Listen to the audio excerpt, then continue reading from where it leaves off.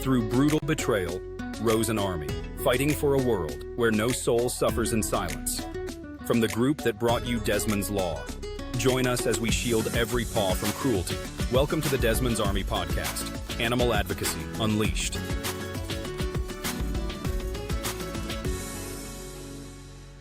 All right, welcome everybody. This is episode 8 of the Desmond's Army podcast. I'm your host, Matt Caron, and I'm joined, as always, by our president and co-founder, Zilla Cannamela. Zilla, it's always great to see you. Great to see you, Matt. Yeah, so I'm really excited about today's episode. Of course, we're going to introduce the guest in just a few minutes, but first we want to do some housekeeping items and tell everybody what Desmond's Army has been up to, because I think it's been almost a month since we dropped our last podcast. Since then, we have had our Desmond's Legacy event at Cadillac Ranch, which was, I don't know, we were both there, massive success, right, Zilla? Yeah, it was great. It was great. I'd like to thank everybody who came out and supported us, and I hope you had a great time. We had a great time. We're going to have the same band next year. Shutdown is already committed.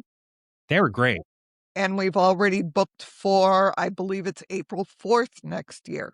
That's awesome. Yeah, so much fun. I'm talking to everybody, and all those raffle baskets were amazing. And you won one. Yeah, I did. It was, and I won, I think it was some bourbon, which is always good, and Desmond's Army etched highball glasses. Yes. Which I think Tina made. Tina actually made those, yeah. Yeah, so impressive. She did those herself. Had a lot of fun. We'll do it again next year. And also a few other housekeeping items we want to tell people. If you've been following our pages, we've been really pushing hard for our bill to expand Desmond's Law to include all companion animals. And we've had some, I would say, more success this session than in past sessions, right, Zilla? But ultimately the bill was killed. Do you want to update people on that? Yeah, the bill never made it out of judiciary. So, we just hit it again next year. And next year, I would like to see it as a standalone bill as opposed to going in, on an aircraft carrier, so to speak. Yeah. No, I know what you mean. There were a lot of other things in that bill that probably made it a little bit harder to pass, right? Yeah. And like you said, it never made it out of committee, which is not unusual. A lot of this is a shorter session, and for time purposes, sometimes bills just don't get on the calendar and other bills get prioritized. But all we can do is keep plugging along, keep raising our voices and advocating and contacting your legislators. The work does not end. And we'll be back again next year and even stronger. So I feel optimistic. This year we made it farther than we have in the past years. So next year it's going through. Yep. That's all there is to it. Absolutely. And one more update before we get into the meat and potatoes here of our podcast. Mike Gurchie, right? Mr. Fitness, who we've been dropping stories about on our social media page, was arrested. You want to tell people about that? He had a court date yesterday as well. So he had to be in Connecticut. And after that court date, I guess in the evening, he was picked up on a violation of probation. He has a no possession order from the court to not have animals. And he had his 2 dogs with him. So they were confiscated. And those 2 dogs are now safe. Okay. Thor and Stitch were the names of the 2 dogs. Thor and Stitch are now safe. Do we know where they are? Mr. Gurchie is sitting in jail. That's the most important thing. Where are the dogs? Do we know? Undisclosed location. Gotcha. But they are safe. I was able to verify that. Yep. So, I mean, he's got a lot of pending charges. It's not just this case with his dogs. If you look him up, he's got a lot of cases that he's dealing with. So good news that the dogs are safe. And of course, we will continue to be in court for all of his hearings and proceedings and following that closely. But there was also another arraignment today in the case of Winter, the Wolcott dog who was found deceased in Wolcott, starved to death and frozen. There was an arrest in that case, and his arraignment is this morning. Wow. Okay. All right. So we'll update people on that. I'll get some information offline with you about that, Z. So episode 8, welcome to the Desmond's Army podcast, all things animal advocacy. Remember, if you have any feedback on our program, feel free to email us at desmondspodcast@gmail.com. That's desmondspodcast@gmail.com. We are soliciting your feedback. What do you like? What do you don't like? Questions that you have. What do you want us to talk about? We look at that, we check that, and we try and adjust the show as we go. We're on all streaming platforms, wherever you get your podcasts, YouTube, Facebook, Instagram, Apple Podcast, and Spotify. And today we are going to be talking with an author, Connecticut-based author and social worker who put out a really amazing book that we're going to dive into. Z, do you want to set this up a little bit, talk about Jackie? Jackie Ford she's worked for the state for many, many years, and she actually helped and developed the cross-reporting law in Connecticut, which was another first of its kind. She's written a children's book. It's called The Courage to Tell. Yes, and it's regarding children and animal cruelty and how they come to handle it. So, yes, I'll just read a little bit about her bio so everybody knows. So Jackie Ford, as I mentioned, is a Connecticut-based social worker, an adjunct professor, and nationally recognized child advocate. And as Zilla mentioned, she's just released her new children's book, The Courage to Tell, which is available now on Amazon. This is a resource for teachers, social workers, law enforcement, animal control officers, and caregivers. And of course, this is super important to do because April is both Child Abuse Prevention Month and Animal Cruelty Awareness Month. And one of our missions is to talk about the link between those two things. So Jackie has 3 decades of experience in child welfare, and she has her bachelor's degree in psychology from Quinnipiac University and a master's degree in social work from Southern Connecticut State University. She's devoted more than 30 years to the Connecticut Department of Children and Families and mentors future professionals in the human services field. We want to welcome and are very honored to have Jackie Ford on our Desmond's Army podcast. Let us bring her on. Hi, Jackie. Hi, Zilla. Hi, Jackie. Hi, how are you? Good. How are you? Thank you for coming on. Thank you so much for having me. So, Jackie, why don't you start with telling us about your book and why you felt that it was an important message to communicate to young people about young people? Yeah, Matt. So thank you for the introduction too. I have been in the child welfare arena for almost 34 years now. And I have seen the correlation of the link that we speak about, and Desmond's Army does such a great job at educating the community about this link.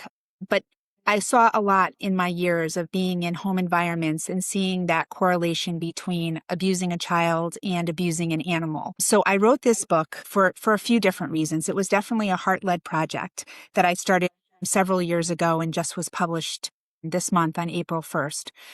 But I wanted to have a resource for children, to have an outlet to be able to identify a safe person in their life that they can share with if something is not right in the home, whether it's they're being abused or neglected or an animal in their home that they love dearly and desperately is being abused or neglected. So the book was written from a very tender approach to not scare a child into having that courage to tell, to identify people in their lives that they feel safe to share this information with. So the story is about 2 little girls who become fast friends, new neighbors to one another. And one friend named Rebecca can see that there's something just not quite right in the home where Addie lives. And Addie makes a disclosure that, her dad has been angry and not treating her and her mom or their dog Lily very well. So Addie and Rebecca work together to get the help that she needs. And I introduce in the book, how the DCF social worker comes over and meets with the family, and how the animal control officer meets together with the family, as well as the veterinarian, and resources are put in place so that the dad can address the issues that, is creating the issues in the home for him and the stressors. So the book is really written. I made sure that before I published, I had shared that with several people just to make sure that I was on point with the storyline and also with elementary school teachers to make sure it wasn't too scary, because I don't want the book to be a scary book. I want it to empower kids and give children a voice when they feel like something is not right in their home. And I hope I've done that by creating this resource. The book also has educational information in the back that talks about the cross-reporting laws and Phil's work in the link.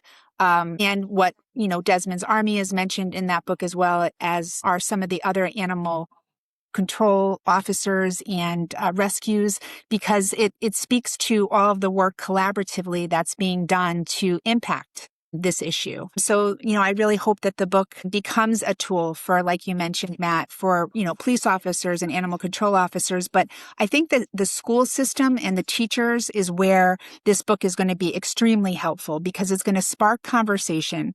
It's going to empower kids' voices. And I've also developed tools and an art-based project that goes along with the book. So I think that it could really be a useful tool for educators. My wife is a third grade teacher. I've already told her about this book, and she's going to read it to her students. She's really excited about it. Thank you. What was the genesis of this idea for you, Jackie? I mean, obviously you work at DCF. Your background is in social work. You have a family of your own. But I mean, it's a story, it's a fictitious story, but this could very easily be, and so often is, real life for so many young families in Connecticut, right? Yeah, it is. I was fortunate to have been raised by my mom and my grandparents with animals. I mean, animals were always just so valued in our home. I couldn't imagine not having the love of an animal or giving that love to an animal. So it was very natural for me. And I'm a rescuer. I've had my share of rescuing many animals of all different shapes and sizes. So that's just in me, and my love for children and my protection of children as well. So I wrote this book because of all that I've learned from role models. And, Zilla is absolutely one of them. But from all the people doing the really hard work, I thought, what about a book that can be introduced to children at a young age? Because the book is primarily for K through 5 or K through 6, so that children are seeing that this problem can exist, and it may exist in other homes, and that they can have the courage to find the helpers in their life to be able to tell that story too. So I just wanted to have a way to speak to the children, because oftentimes, you can't speak to a child about this until you know that it's happening. But if you can have this book be read to a child, and maybe it's happening in their home, or maybe it's happening in a neighbor's home, or they just want to learn more about it, they can be our little messengers as well to this work happening. And, at a press conference that I was recently at, I know that your vice president spoke, Linda, and she talked about how animals don't always show their bruises. And, that was profound to me, because you don't always see that an animal is being abused or neglected. And in this book that I wrote, it's a kind of a window into abuse or neglect of an animal.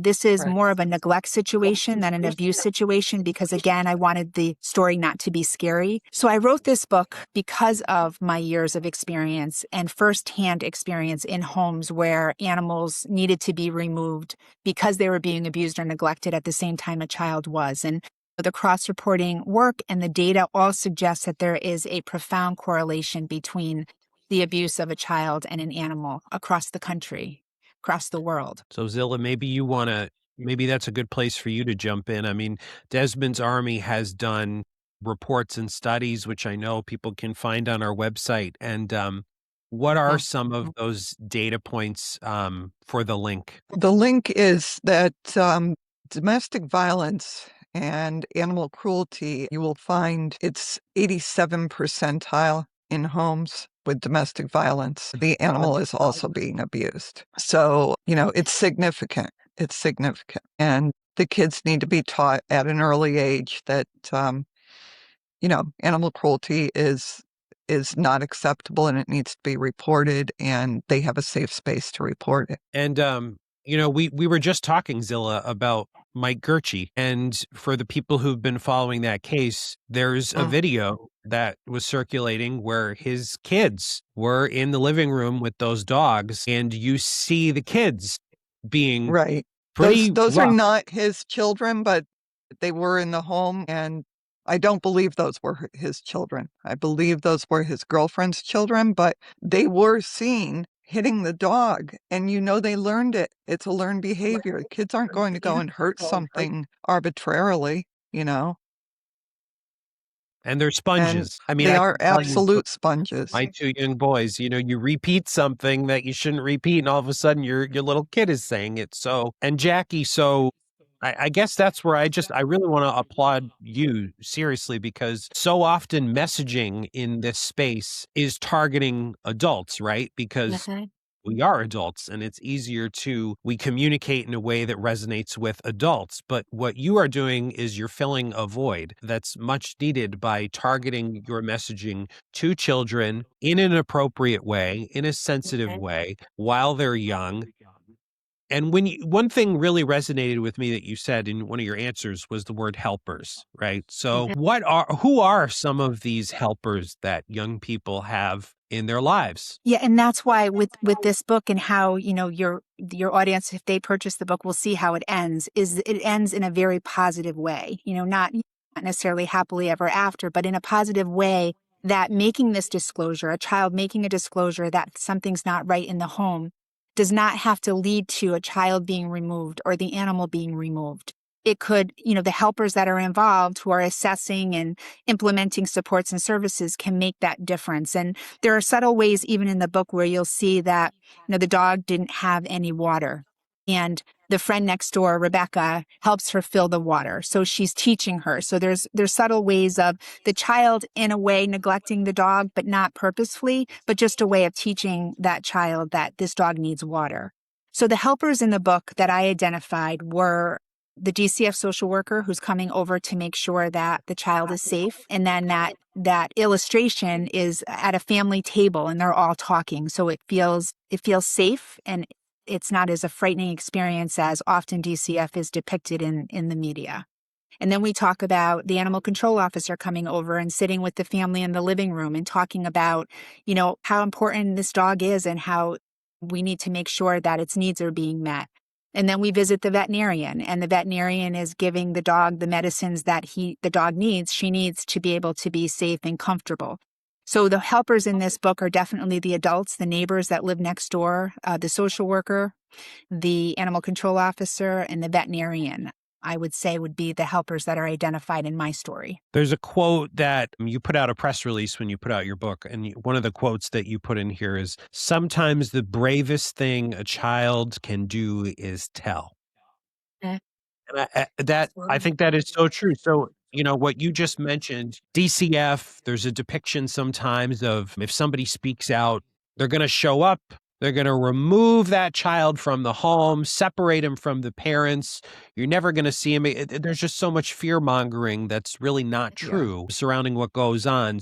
Talk about how it is okay for a young person to speak up and speak out. It is okay, and it is brave. And I think that, the depiction is either, the child is taken from the home and the home is disrupted, or the other depiction is DCF comes in and nothing is done. So I think that this story lends to the fact that a social worker does come in and they meet with the family and nobody's in trouble. I think, one of the biggest fears that a child could have is the unknown, not being brave enough to speak up because they're afraid that they're going to get in trouble for doing so. And by sharing with a friend and that friend knowing what is right and what is wrong and bringing their own parent into the situation and having help, implemented into that home with the resources available, I would hope that the story will make children feel comfortable to be brave and to make that disclosure, whether it's to a helper, which is an adult, or to a trusted friend. Yep. And then, so what's the support framework like in the real world? I mean, if somebody is experiencing an issue, they want to speak up, they don't know who to turn to, what advice or suggestions do you have for them on next steps? My advice would be to call the Department of Children and Families hotline, and make a report and let DCF assess and take the steps necessary to ensure the safety of the child in that situation. And if an animal is involved, to make a report to the State Department of Agriculture or your local animal control officer, so that we could, the Department of Children and Families could investigate that matter together to ensure that both are safe in the home. And, having been, with the Department of Children and Families for, like I said, over 3 decades, I really was raised within the department, as a young social worker ready to save the world. But, I've lost so much. I've learned so much through my experience at DCF. And although this book is independent of my work at the agency, I have seen the department make extreme improvements and collaborating with sister agencies to make sure that all the vulnerable populations in our society, in our state of Connecticut, are safe, and doing the best that they can with awareness and education. And that effort with the animal control officers is significant. Having been with the department for as long as I have, I worked before we had that partnership. And we didn't necessarily have anyone to call. And me being this crazy animal advocate and being in a home and seeing an animal being treated in a way that it shouldn't, you say, okay, what town am I in? Should I, call the animal control officer? What is their euthanize? Do they euthanize if they remove an animal from the home and nobody wants that animal? All those things are going through your mind to be able to best make that assessment for that animal. And I'm not in the home for the animal. I'm in the home for child protection. So now, we're mandated as social workers with the Department of Children and Families to make that call and to further assess that, whether you're an animal lover, advocate or not, that you have a moral obligation to make a report if you feel an animal is not being treated appropriately. Do you want to talk a little bit about that important collaboration, Zilla, with our animal control officers across the state? Yeah, this has really made leaps and bounds in the past few years. It took a while to get off the ground. Do you agree, Jackie? Yes. Yeah, absolutely. And we still have a long way to go, but we're getting there. Right. But I know there's been several cases where the cross-reporting law is working very well, where animal control officers are going into the home. And if an animal is being neglected or abused, they are reporting to DCF. And vice versa. And I can't remember exactly how the law is written, but is it written that DCF is mandated to report to animal control? Yes. Yeah. So from what I understand, animal control officers are not mandated reporters for child abuse and neglect. So it's a moral obligation to make the report, but we have the partnership with the agency. Yeah. So we're mandated. Years ago, if you were a DCF social worker going into a home and you weren't comfortable with animals, you could ask for the animals to be put in the other room until you were done with your assessment and investigation. So I think, we have come a very long way in educating our own staff, through Diane, who recently just retired from our department. She started the pause program, and she really worked tirelessly to make sure that our DCF staff are trained, that there are liaisons in all of the area offices that are doing this work in the community to ensure that, both children and animals are safe. Cross-reporting is so important because, there's so many stakeholders and agencies, and, it's like playing the game of telephone, with the tin can and the string. It never ends up the same when it goes through multiple people. Something always changes. So clear, collaborative communication is really important. So we have, we talked about at the beginning, it's both Child Abuse Prevention Month and Animal Cruelty Awareness Month. And there was an event that was held just a few days ago where we had our Desmond's Army Vice President, Linda Pleva, speak. And a bunch of our members were there, of course, in the purple. And we were so happy to stand alongside both DCF and Department of Agriculture. The Lieutenant Governor was there just to put a spotlight on this, right? Because it is so important to have this collaboration. You can hear it from Desmond's Army all the time, but then to have the collaboration of hearing it from the state agencies, the nonprofits, all the advocates, we're really working together on this, aren't we, Zilla? Yeah, the collaboration is so important, that we have that open communication, because without that, where are we in educating the public on this so important subject? Jackie, so where can people get your book? And I know you have a event coming up, which we want to tell people about, right? Talk a little bit about that. Yes. So you can purchase my book on Amazon, or you can visit my website, which is jacquelineford.us. And on my website, it shows where I'll be for book signings and opportunities to purchase the book. I'll be at Barnes & Noble and also doing story hour and a craft with my book and reading the book to any children that come to those book signings. So all those dates and times are on my website. There is an event coming up this Saturday. I'll be in Danbury. It's Independent Bookstore Day across the state. So I was included in a private bookstore that is in Danbury. And the actual title of that bookstore, the name of it is called The Booksmith in Danbury. So I'll be there at 12 noon on Saturday, signing my book and sharing the story with all the visitors to the store. Amazing. That's a great. great opportunity. Yeah. Hardcover and paperback, or just right now my dream is to get it in hardcover. Right now it's in paperback. And I know I see it kind of behind you, but do you have I think you have another full page printout, right? Yep, this is the book. It's 8.5 by 11 size, and I have a pop-up banner behind me and the tablecloth and all that good stuff for my first rodeo and having a book signing.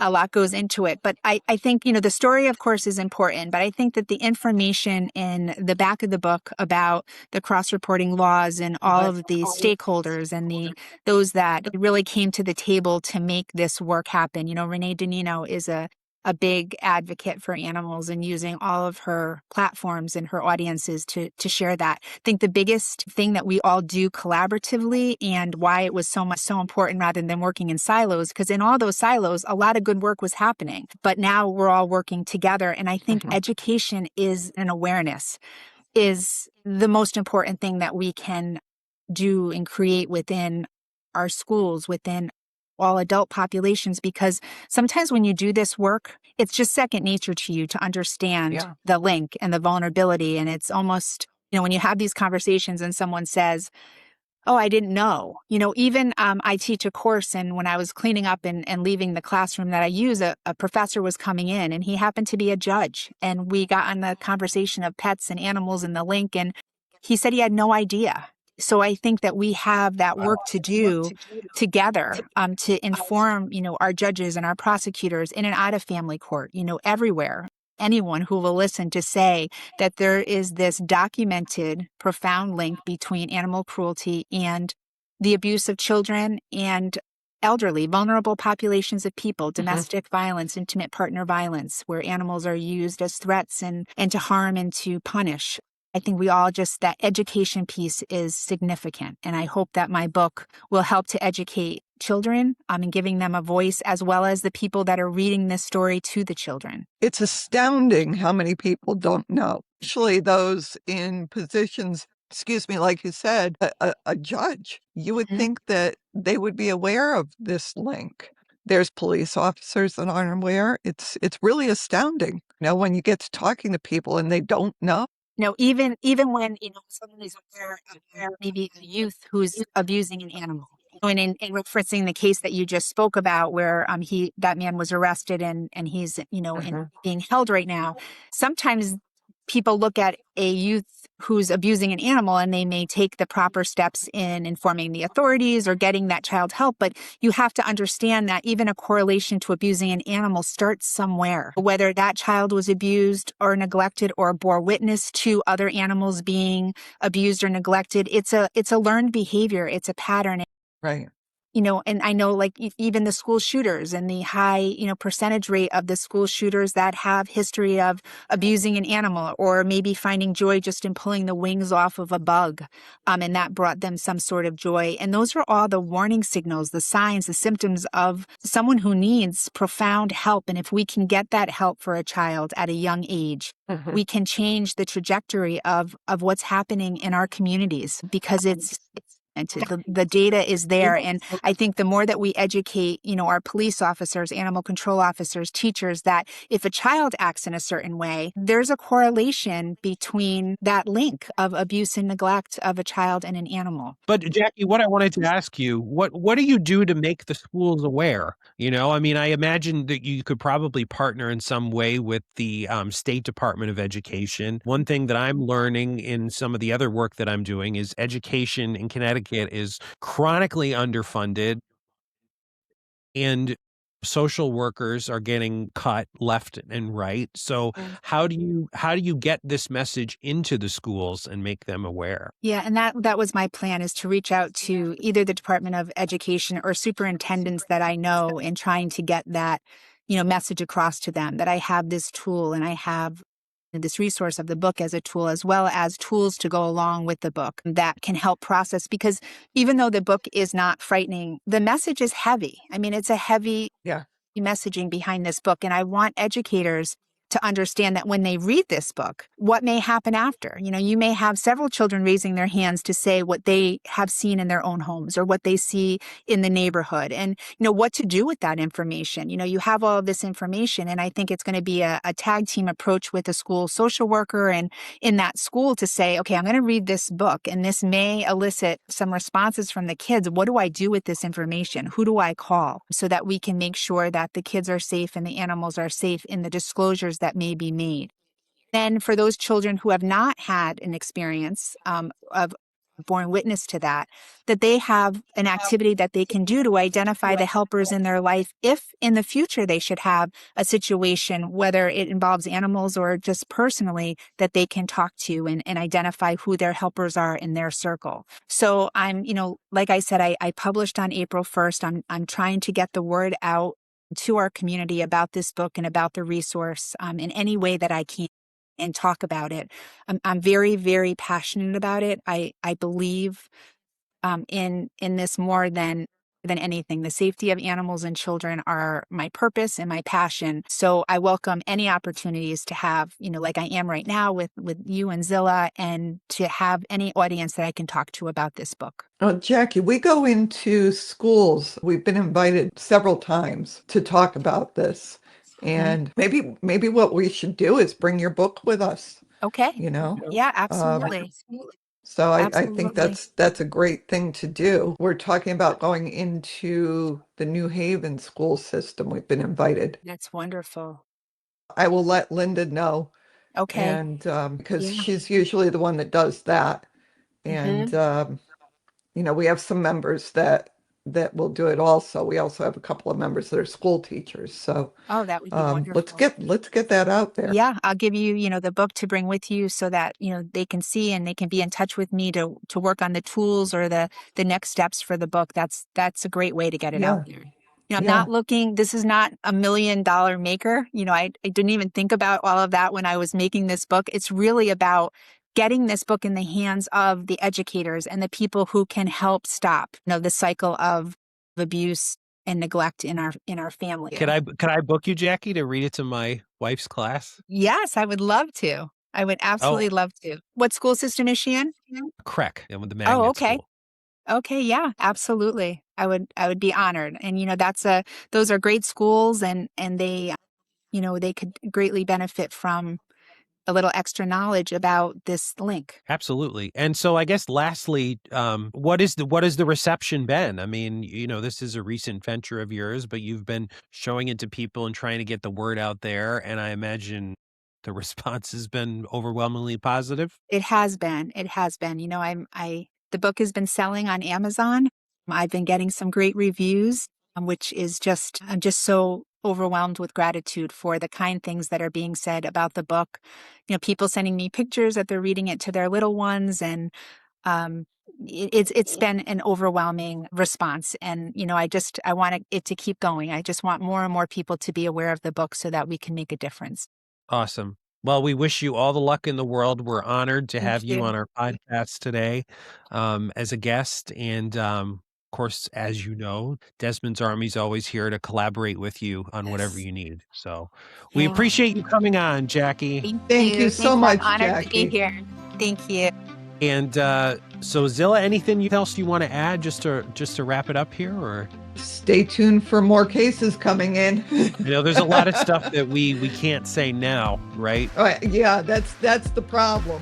Is there are quite a number of cases coming in, and later today, which this will air in a couple of days, but by then people will know more about the Gertrude case, possibly where the dogs are. It's our hope that a verified petition is being filed today to gain custody for those dogs, Stitch and Thor, and they'll be kept safe. Good. That does it for episode 8 of the Desmond's Army podcast, all things animal advocacy. We appreciate you tuning in. As always, just as a reminder, you can email us and give us your feedback at desmondspodcast@gmail.com. Find us on all those platforms. Wherever you get your podcast, we're streaming everywhere. We'll be back again soon with a new guest, a new topic for episode 9. But we certainly appreciate you tuning in and listening. And thank you so much for your support of Desmond's Army Animal Law Advocates. Thank you very much. We'll see you next time.